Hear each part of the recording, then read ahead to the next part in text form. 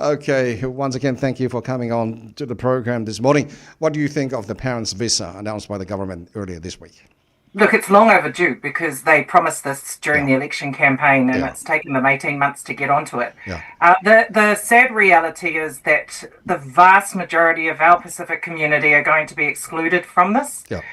They have set an income threshold for those wanting their parents to come in Yes, quite high. yeah, They have also put requirements around health and health checks, which you yeah, can understand to a yeah, certain extent, but also an expectation that if the parents coming in would potentially have a certain amount of money. I think it's yeah, 160,000 yeah, for one, 250,000 yeah. for two. Well, I mean that means the vast majority of our parents or grandparents Yes, that we may want to bring over are yes. going to be excluded from this. Uh, Again, Tavai, it's yeah. the government working in the best interests of the most wealthy in this country. Yeah, I think I totally agree with you because I was looking at this and I thought, oh, poor Samoan people, Pacific Island people, their parents, how many of us can have that 160,000 to support our parents to come into New Zealand? So, if Labour is in the government, what will we do?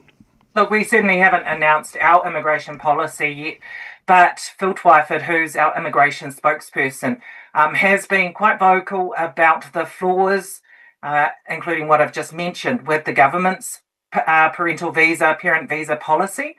So I think it's something that we would be looking to explore, and I think you can expect to see, well, certainly expect to see, that we would have immigration announced before the next election. But I feel for our Pacific community. Yeah, Quite often we bring parents over to support with the everyday running of their household. Parents are busy. They yeah, are working, trying to raise their children. There's no better substitute than grandparents when yeah. it comes to supporting with the child rearing. And so I feel for our Pacific community that they have effectively been excluded from this particular policy and announcement. Okay, while we're talking about our Pacific Island people in New Zealand, how can Pacific youth be better supported in education and employment opportunities in New Zealand, Carmel? Well, starting with employment, I do want to recognise that the unemployment rate for the country is about 5.2%, Yeah. but in Auckland at the moment, it's 6.4%. Mm. And the people that always miss out on getting jobs when the labour market is tight is our young people. Now, you can imagine too that because Auckland is more impacted by high unemployment, then our Pacific young people are going to be affected. Mm. So let's not forget that it's a tight labour market and it's not as easy to get a job as it was, say, 2 years ago.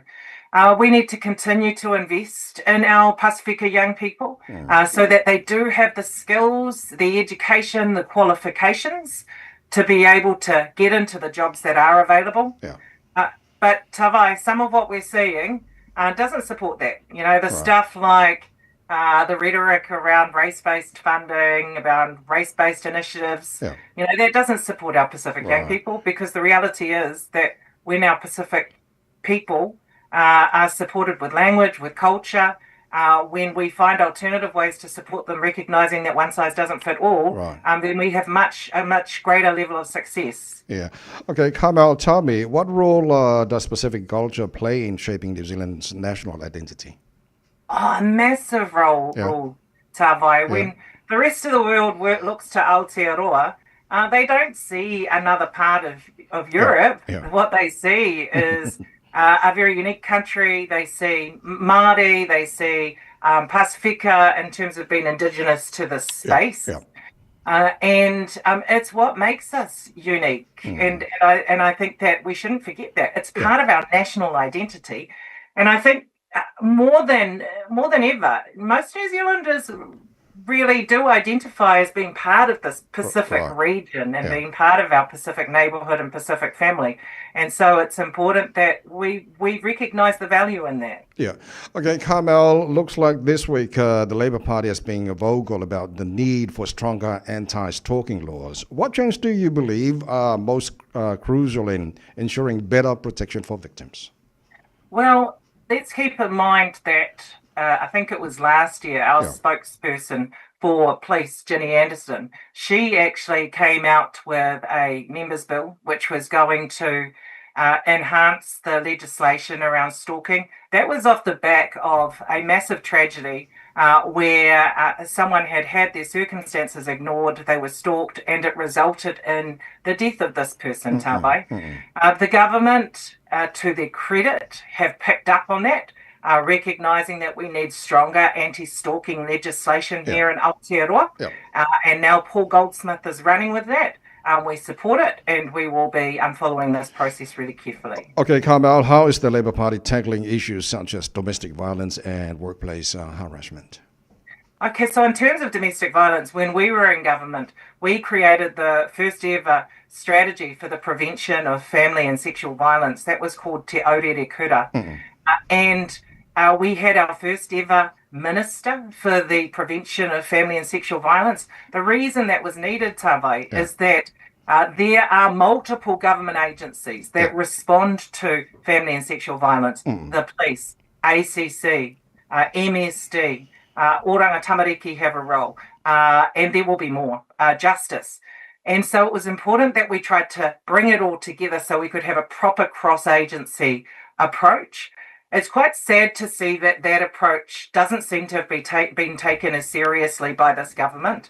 And instead, what we've seen is funding cut to prevention programs. Now, prevention is where you want to start, because you don't want to be the ambulance at the bottom of the hill just responding to the family and sexual violence. You want to be putting your investment in and focus on preventing family and sexual violence. And we're not seeing that under this government.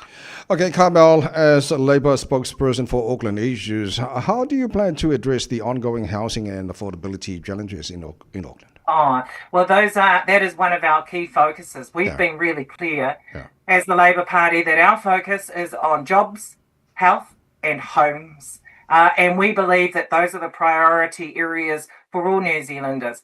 If we think about our Pacific community, we are less likely to own our own homes, more likely to be in precarious rental situations. More likely to have low incomes, and so therefore need the support of state housing. And so all of those areas are things that need a focus on. Home ownership, sustainable and certainty, sustainable rental accommodation and certainty with that rental accommodation. Warm, dry homes, because also too many of our people end up in hospital because they are living in damp, mouldy conditions.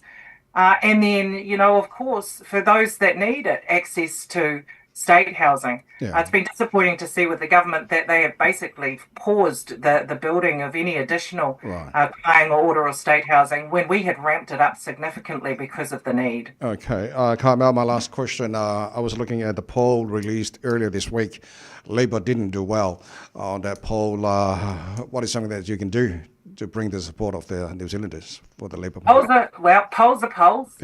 And what we have seen since the last election is that we have increased support since the last election, which is very good over the course of 18 months. The polls have been consistent on that front.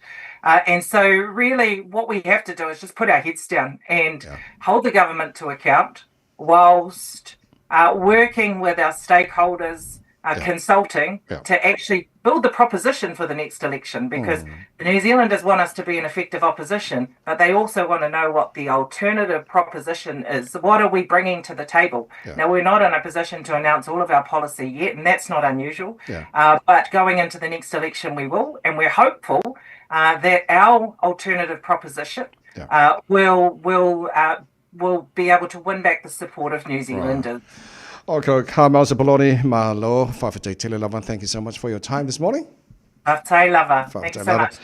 Carmel Sepuloni, o le suite tai o le Labour Party, ma le tana noanga nei Taeao, tō mōra riri Samoa, Iwa tōlua mō